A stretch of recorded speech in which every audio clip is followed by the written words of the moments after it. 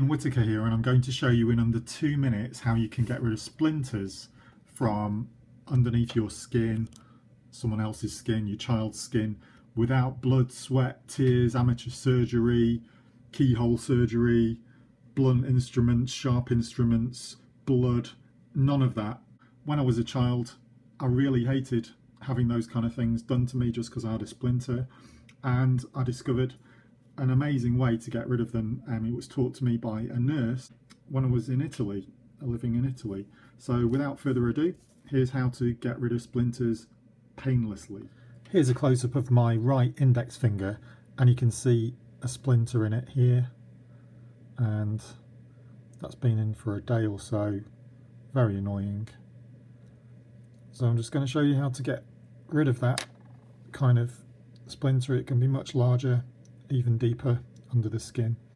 Some standard soap, it doesn't matter what kind of brand it is, just standard soap, sugar, and a knife, something to cut the soap with, and then you want to plaster, or in my case here I'm using some medical tape, but any kind of household plaster will be sufficient. The first thing you want to do is take the soap and cut off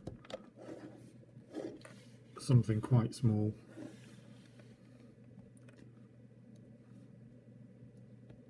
A piece about so big, is less than ½ centimetre big, and that should be sufficient. All we're going to do next is get the sugar, and again, sugar and soap quantity should be about equal.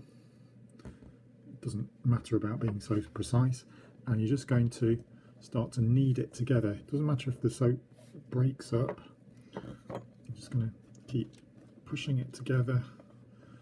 You don't have to integrate all the sugar into the soap, but just get a fair amount in, and you're still going to have the soap.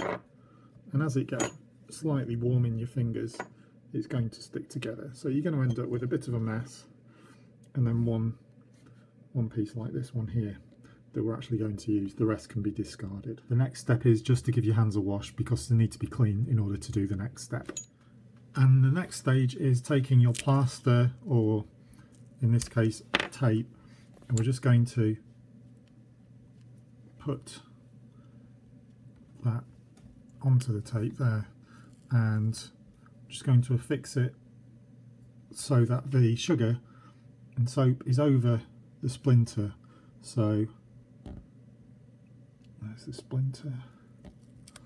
This can be a bit tricky, that's why we have a good sized piece of soap. So that's held in place. That's a very fair sized piece of soap, but we just want to make sure that as you put the plaster on, as you go around doing your day-to-day activity, things can move, so it's always best to have that kind of size. And then I put another one over it just to hold it in position, and you tend to have a gap at either end, so if you can just make sure that's flat down, maintain that for 2-3 days, in some cases 4 days, and you'll see each day as you wash your hands and you fix a new tape, you should see that the splinter is coming out further and further, and you just have to put another piece of soap and sugar on a daily basis, check that it's clean, check that nothing's going wrong, and there you've got it. You've got a splinter free finger without any major surgery, without blood and tears, or a young child being very upset